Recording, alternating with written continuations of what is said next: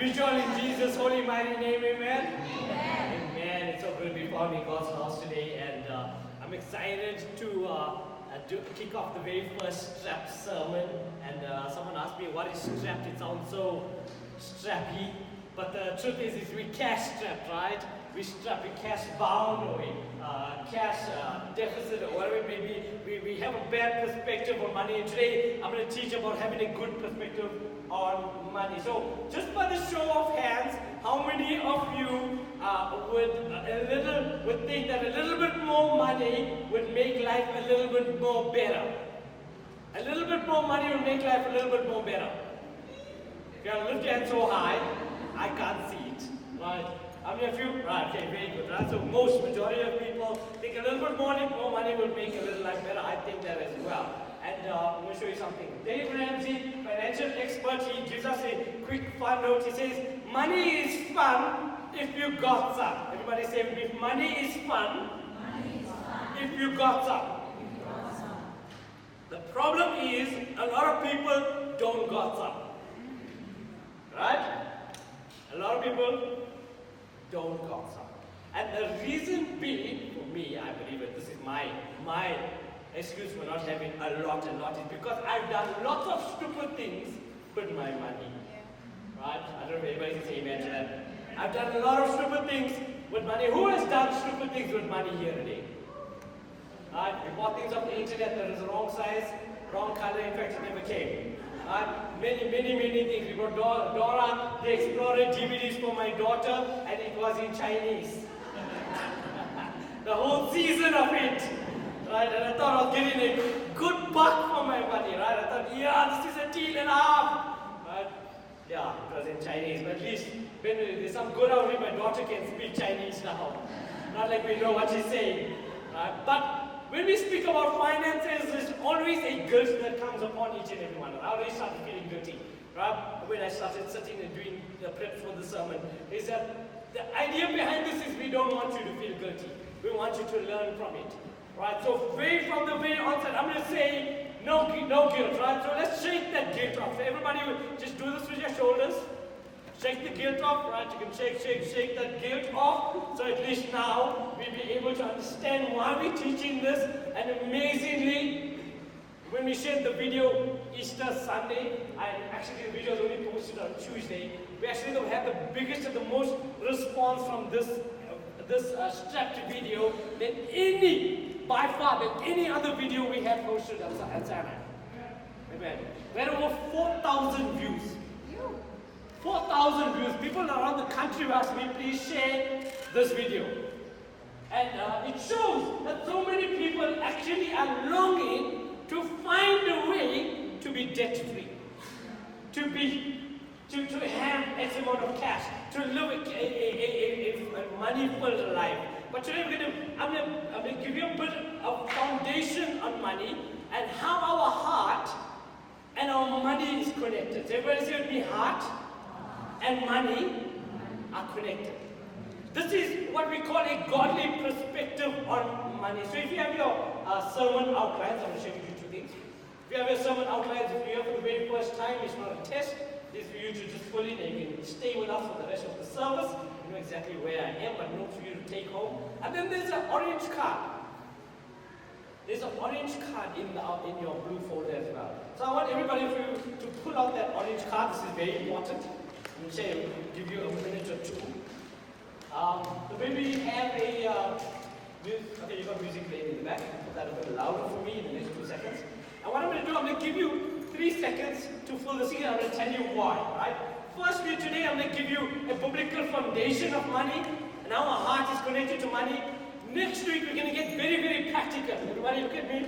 We're going to get very practical next week. I'm going to show you some stuff from Princeton and Yale and how they use these things in those universities to teach their people about finances, investing, saving, and all of those things, getting out of debt, and how the best way to get out of debt. We're going to go practical. Everybody say be practical. Right? We're going to show you practical steps to getting out of debt. Then investing, how to invest, what's the best ways of investing. And then in week 5, normally we have 4 weeks, am I right? So this time I made it week 5. I'm going to show you what. I don't have the sermon for that, but I'm going to tell you what. I'm going to build a week 5 upon what you're going to write on this orange card. So I'm going to have a little question and answer for week 5.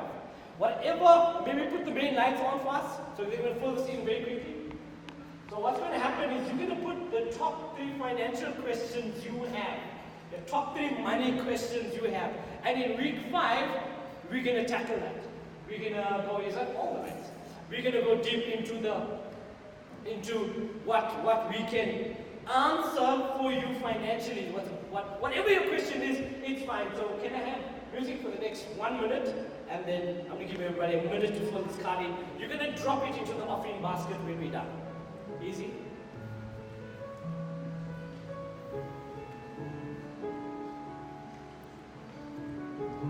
What did you ever think about money? What are the top questions about money? What are the best investments to go in? Should I pay my children's college fund from my home loan? Can I use my home loan to buy a car? What is the best way to pay off a home loan? Whatever your financial questions are, jot it down. Do I give from my bonus? Do I give my 13 check? What is the best way to do this?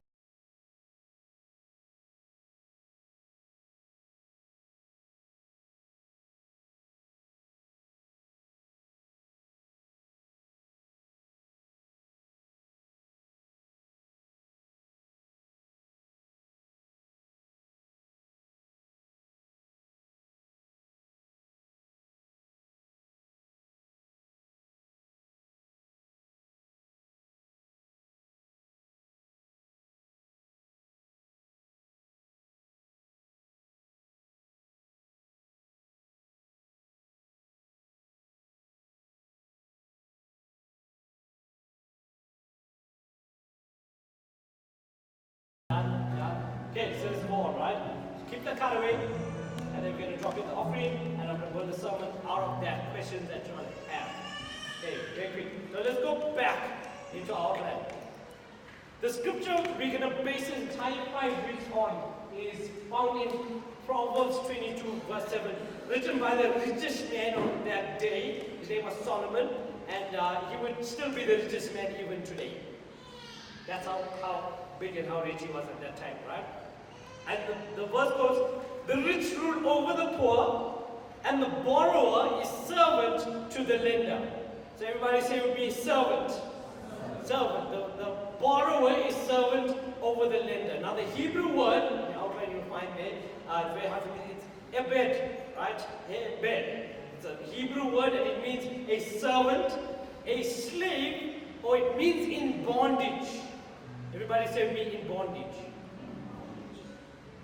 Don't say in bondage like you are in bondage. Right? That's the irony in that. Right? Okay. Right. In bondage. So most people will say, but I'm not in bondage. Most people will say, but I'm not strapped. I'm not in bondage, right? But I'm going to give you a few statements, and I don't know if this hits home or if it sounds familiar amongst your friends, family, or even you. But if it does, if you kind of saying in a way, I'm in bondage, but in a different way. So this is what it is. I'd love to get married, but I can't afford it. In other words, I'd love to get married, but I'm in bondage. I can't afford to get married. Right? I'd love to start a family, but I can't afford it. I'd love to have kids, but I can't afford it. I can't love to have a third child. I can't afford the first two. Right? Oh, maybe you're a parent. I love to stay at home. Not work, look after my kids, but we can't afford it. I love to live in a larger home. I rented my whole life. I wish I could buy my own, I can't afford it. I hate my job. I would love to do something different, but I'm so afraid because I can't afford it. Sounds familiar? I'd love to help people in need. I'd love to feed the hungry children, but I already have 3 at home. Right? So if that sounds familiar to your heartbeat or to your thought mindset, then you're in bondage. You cash strapped somewhere. You don't have reserves. I'm not finger pointing here. I'm trying to make something clean and clear, right? I'm going to show you a little bit of specs just off the net. The average household is now 136% of the yearly value. That means if you earn 100,000 rand a year, you owe 136,000 rand. That's how much debt you're in. Right? These are shocking figures. Number two, the average credit card debt is 35,000 rand. And if I ask anybody's credit card is under 35, man will go up, but it's very close to that. I'm joking. Right? The average credit card debt is 35,000 rand. I don't know if anybody can say amen to that or is it? You're far away from that figure? No? Near? Okay. The average 30-year-old owes 120,000 rand. And by 50, they owe 500,000 rand. Right? These are shocking, right? The average number of households living paycheck to paycheck in South Africa is 85%. 85% of homes live paycheck to paycheck. I don't know in the church, maybe more like 92%. Are we right? No? Okay? So, the average household is 85% living paycheck to paycheck, and that means that should you lose your job, you do not have the next 3 months of rent. That's what that means. You just live month to month. Okay? And nobody can have this tax and survive. And no organization, if I had to run the church this way, we as a corporate body, we had to run the church this way, please leave the church. Find a better financially suited foundational church. We had to run the church this way, we would not be able to match your 100,000 rand when we buy our land. You get that? Yeah? So we don't. The only organization and institution that can do this and get away with it very nicely is our government. Hashtag just say. Strapped is normal. It's normal now to be cash strapped. It's normal to have credit card debt. It's normal to be owing more on your home loan than you should be owing. It's normal. House payments have become normal. Car payments, student loans, credit cards, sleepless nights, divorcing over money, fighting over money, worrying over money, planning over money. All of this is normal in the world we live in now, today. But we are not normal. We're not a normal group of people. We are Christ followers. And as Christ followers, we live by an abnormal way. We live by another standard, and it's called a biblical standard. And when we start living life by a biblical standard, even our money is run in a biblical fashion. And then we won't have all of those worries. Okay. Now, even though this got so much of likes and reviews or whatever, most of the religious guys are going to say, but why are we teaching and preaching about money? In fact, when they hear we preach about money, they don't come. But it's fine. It's fine. I'm going to share with you something about money, and this is the truth biblically, right? Money is one of the most visible measurements of the conditions of our heart. And this works in any way. To know what is important to you, all I need to see is your bank statement. I see where you spend the most amount of money, and that's where your heart is. So if you look at my bank statement, you'll find my heart is where my home is, where my heart is. You'll find most of my money goes towards my home. The food and the bills and the kids and whatever it is. And Lee and I, unbelievably, we went to Easter, we were shopping in the mall. And we bought so many things for our kids and not one thing for ourselves. That's where my heart goes. Just saying, right? But this is it. Scripture is loaded. Scripture is loaded with parables of money, with scripture on money, with verses on money. In fact, 2/3 of the parables Jesus taught, everybody say me 2/3. I hope you understand what 2/3 is, right? 2/3 of the parables that Jesus taught was about money. Shocking, eh? Can I go deeper than that? In the Gospels, Matthew, Mark, Luke, and John, 4 Gospels, 1 in every 10 verses was dealing with money. In fact, if you take the whole Bible, there's over 2,300 verses that speak about money. Now, there's a shocking one. That's not the shocking one. This is the shocking one. It is 5 times more than the verses on prayer. You all want an even more shocking part? It's 5 times more than the verses on faith. That's shocking. Why? Why?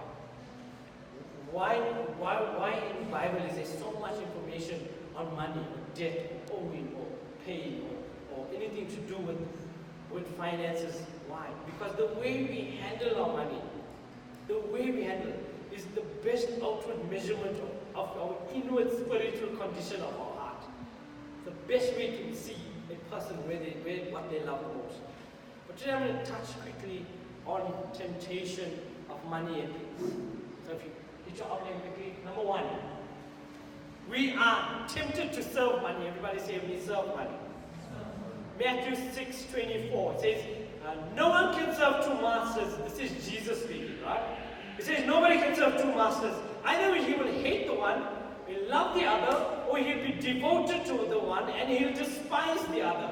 You cannot serve both God and money. You cannot serve both God and money. You cannot serve both God and money. I don't put the scripture for you, sorry. You cannot serve both God and money. And interesting, isn't it, that of all the things Jesus could have compared, he could have used, you cannot serve God and power. You cannot serve God in popularity. You cannot serve God in yourself. You cannot serve God in your sexual desires. But he says you cannot serve God and money. Why? Because he knew money and things is the number 1 competitor of our hearts. The number 1 competitor of all our hearts is money. We're drawn to it. And there's nothing wrong with it. I love it. A little bit more, make life a little bit easier, right? I was the first one to look at my hand. But the thing is, if you bought something you didn't need, with money you didn't have, to impress people you don't even like, you serving money. If you're hoarding money, and you're saving, you're stacking it up, you say, this stack, this is my security stack. This stack makes me happy. This is my stack. And the Bible says, give God his 10% and that's his. But I can't give from my stack because it's my stack. And this is my security and this is where I find home and strength and I know nothing will happen to me because you serving money. Nobody says amen to that one. If you're compromising your family, let's get together. If you're compromising your family, you're neglecting them to climb up the corporate ladder. To get a better job, to get a better pay, to get a better salary, to have a better provident fund, to get a better RA, right? We're fighting to move up at the expense of our family. At the expense of kicking a ball with your son. At the expense of reading a book to your daughter. If you're doing that, you're serving money. You won't get that time back, guys. You can always make money. You can't make time. Someone say amen. Like crickets a bit. Number 2. We are tempted to love money. Everybody say love money. We're tempted to love money. 1 Timothy 6 verse 10. Paul was talking to Timothy and the Apostle Paul says, for the love of money, the most popular scripture on money, we all know this, people misquote it too. For the love of money is the root of all kinds of evil. We're going to pause there. It's a very powerful, very popular scripture. For the love of money is the root of all kinds of evil. Some people, the scripture continues to say, are eager for money. And they have even wandered away from the faith and pierced themselves with many griefs. How many people we know turned away from God because of money? Have turned away from living a Christ-like life because of finances. Now, I may be real. Money is not bad. Everybody says money is good. It's good to have money.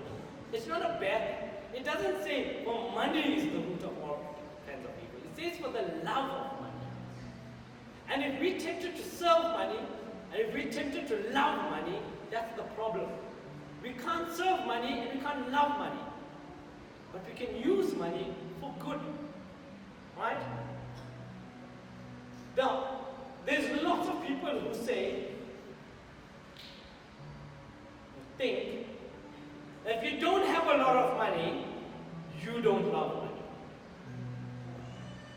So if lots of poor people would say, lots of people, I don't love money because I don't have any. And that's actually a false statement. Okay? Because there's many poor people actually consumed by money.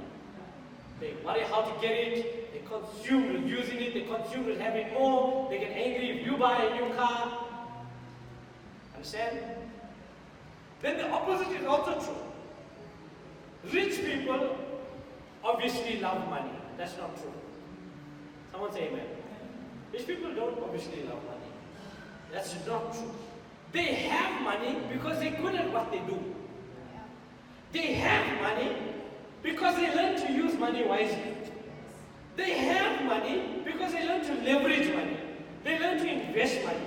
They learn to save money. They learn to use the money to multiply money. That's why they're rich. And it does not necessarily mean he loves money. He just has a lot of it.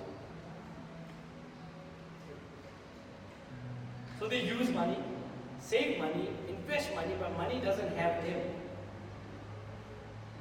This is also kind of a misinterpreted money statement. If I had more money, I wouldn't have to work as much. Heard anybody say that? Yes? No? Yep. More money, I wouldn't have to work as much. But the truth is actually, the more money you have, the harder you work for it. And all these people will say amen for that. If I have more money, I'll have less debt. And that's untrue. If I have more money, the chances are you'll have more debt. If you only earn 10,000 rand a month now, whatever your debt is, when you earn 20,000 rand, your debt will be as double. It's just the normal way of life. It could also be that if I have more money, I'll be more generous. Pastor, I'm waiting to get more money so I can give more. That's also not true. In fact, research shows that the more a person earns, the more money they have. Well, some cases and some people, more they have, the smaller percentage they give. It's not true. This brings me to point number 3. Money makes you more of what you already are. Say already are. Money makes you more of what you already are. That means, and I don't mean to be nasty or sound nasty here today. If you're a poor jerk, everybody say with me jerk. Right, so I'm not the only one in the video who said it, right? If you're a poor jerk here today, if you have more money, all you will be is a rich jerk. Get this? All you'll be is a rich jerk, nothing more than that. If you're poor and generous, when you're rich, you'll be rich and generous. Money is then a magnifier. It magnifies what your heart has. It magnifies who you are. All it allows you to do is to do the same thing more. That's all money does. Ecclesiastes 5 verse 10 says, whoever loves money never has enough. Whoever loves wealth is never satisfied with his income. This too is meaningless. This too is meaningless. Remember when I said who a little bit more money would make life a little bit more easier for whoever put their hand up? Remember that? Now remember that in the beginning of service? Yeah? Nobody's responding to me today somehow. Yeah, you remember? Right.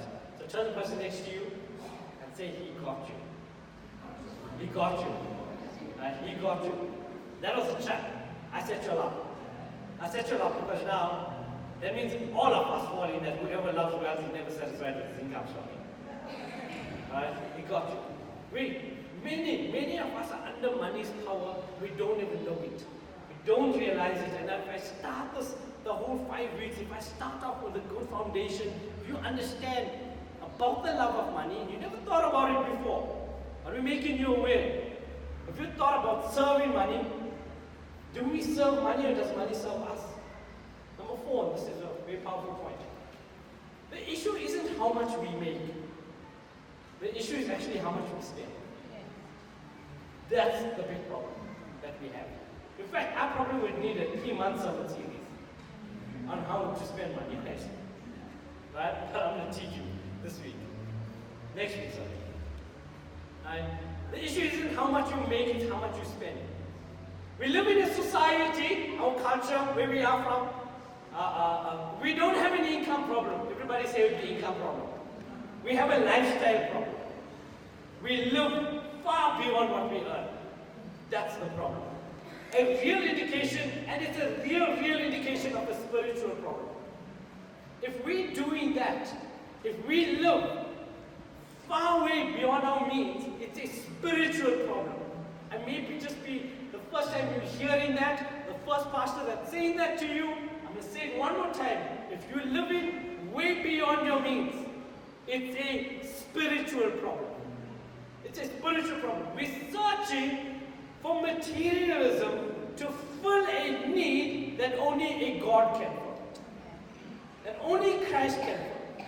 There's something we're searching for. We're trying to buy our way to it. We're trying to live our way to it. We're trying to eat our way into it. We're trying to drink our way into it. We're trying to satisfy, drive our way into that. Fill that need, and I don't know what it is to fill that need, but it's a need that only Christ can fill.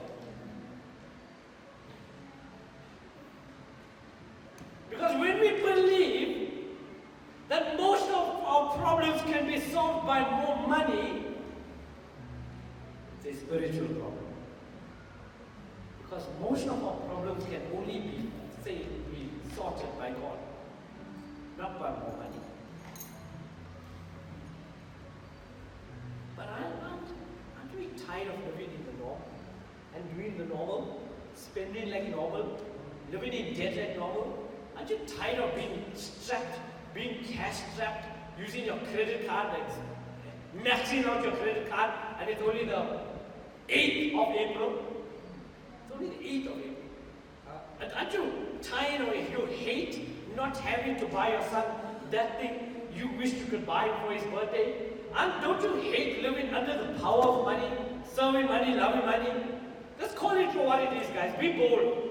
Come on, if you're sick and tired of not doing what God wants us to do, or use the money God wants us to use, or save the money we need to save, or begin to financially be wise with our money, aren't we tired of that?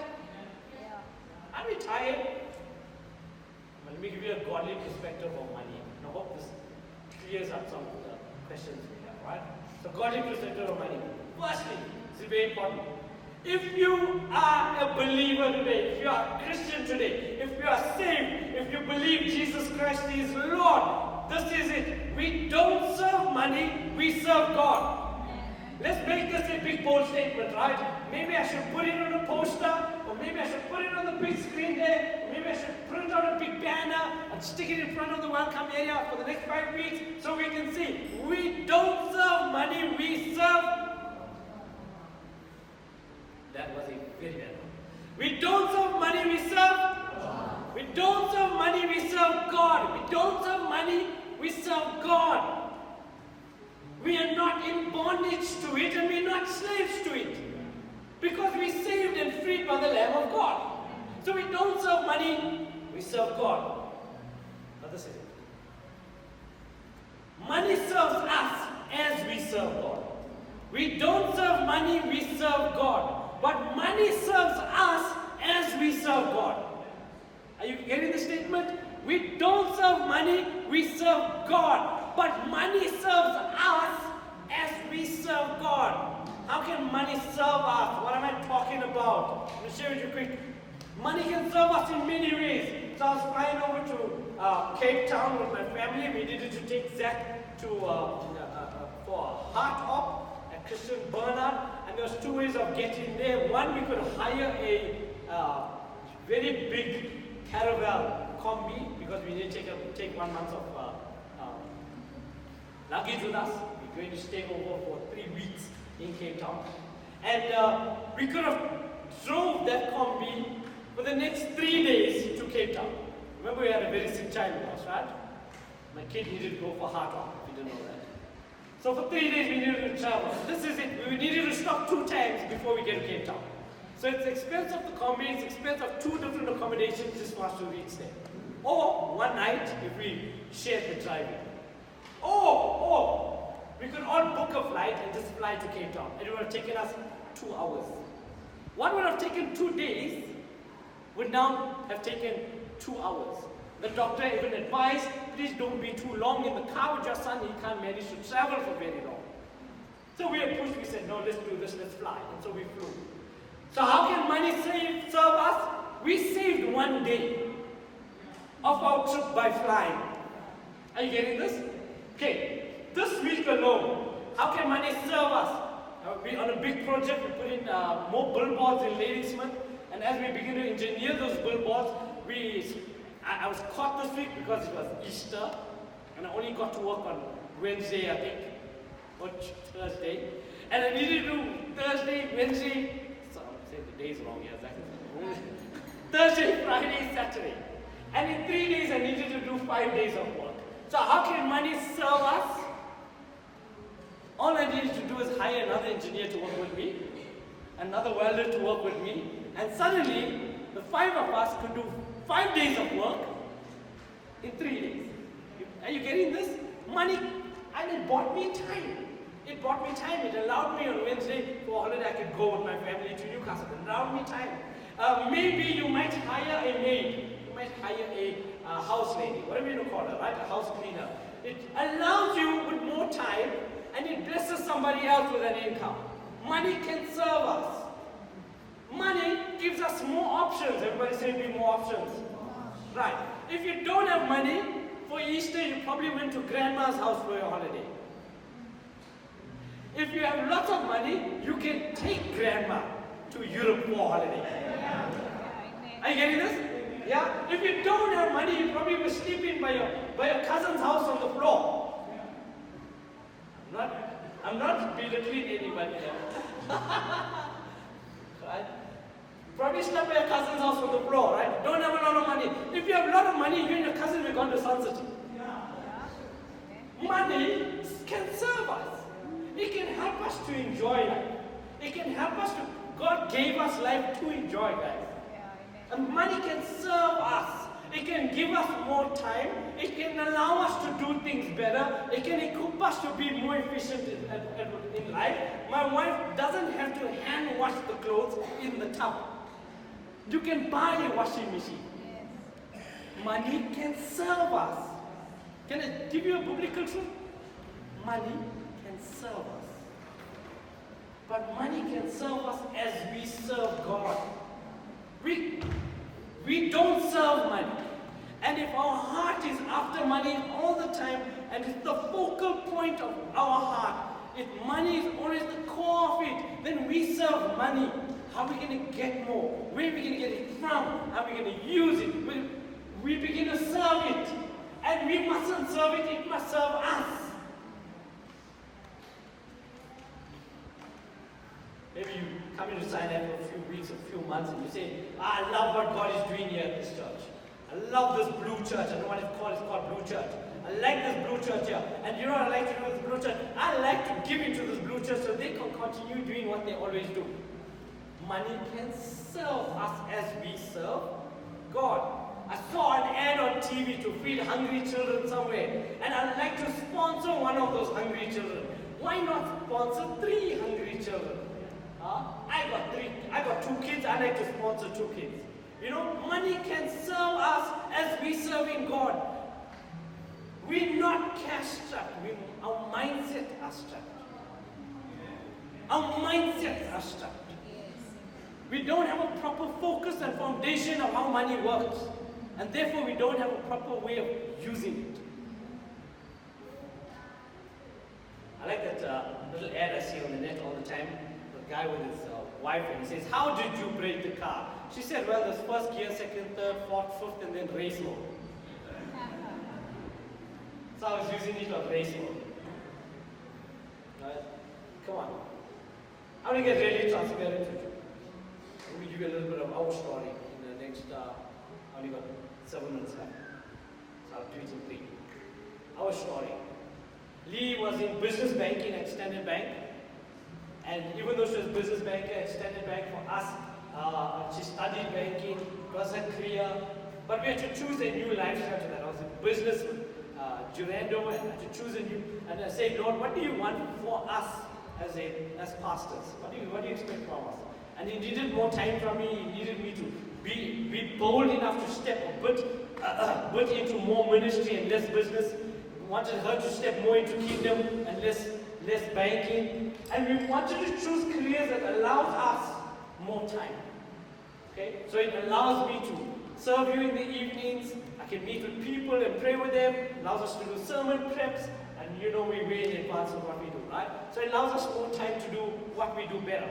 So we have to choose by faith to allow us to have careers that actually can grow the kingdom better. Can someone say amen to that? Okay. Allows us more time to serve God. It allows us to spend more time in prayer. Maybe not all of us are fortunate to do this, but we conditionally and intentionally did that. Now you're going to be bold enough like us and quit your job at the bank. And that's what she did. But she took up a new career. She had to restart her degree in education. BED, nobody knows what it is. ECD, Early Childhood Development. Becoming a teacher, and it allows her to finish work at 2:30 in the afternoon. And that allows us much more time. It allows us to go to gym at 4 o'clock in the afternoon while you're still at work. Now, listen, you can change as well. Because I'm almost 40, and it allows me to change. And I get better at this. I can make better decisions in my home, in my career, in my finances. And then we choose to kingdom over most of every other thing.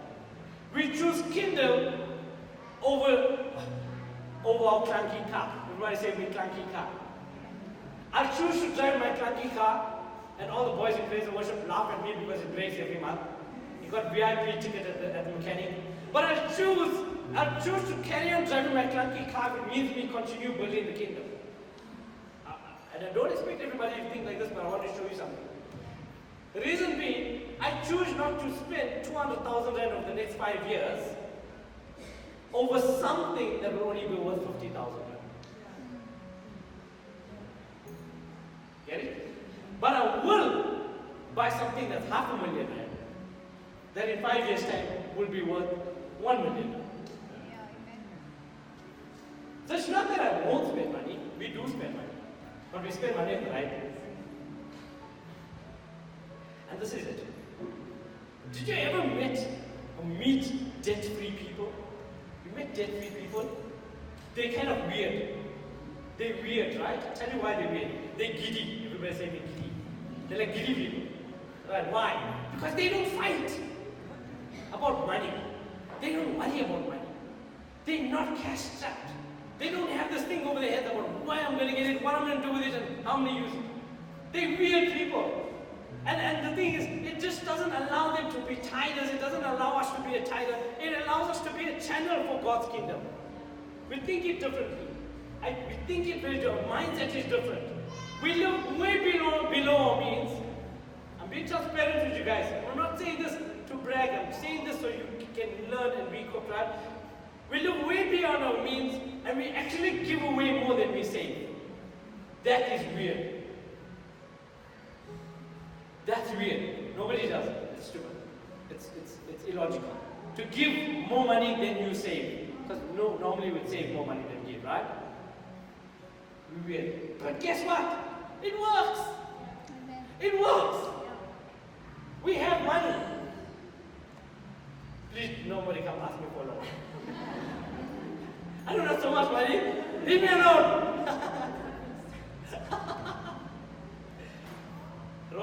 Romans 13 verse 8, it says, let no debt remain outstanding except the continuing debt to love one another. Imagine being debt-free, maybe for some of you by Christmas 2018. How nice that would be, eh?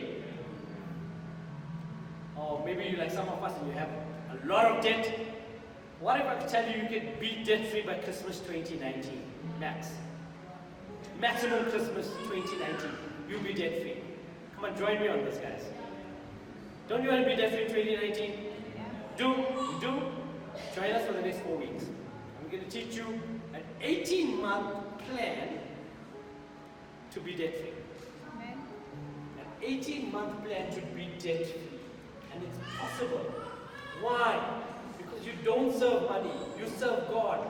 And if you work hard, and if you're faithful with it, and if you begin to save, and you begin to pay off your debt, you begin to do the right things with money, you begin to use money wisely, you too can be debt-free. Understand with me, guys?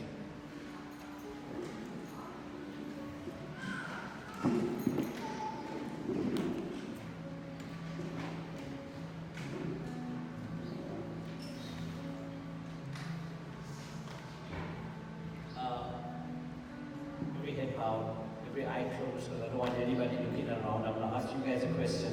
How many of you would love to be more faithful with your money? To better honor God with what He trusts you with? The first way we can honor God is to honor Him with a tithe. That's biblical. And then as we manage money wisely, as we honor Him with the more He's continuing to bless us, remember, Bible says, if you're faithful with little, He can trust you with more. If you're faithful with little, He can trust you with more. But if you're not faithful with little, you won't get more.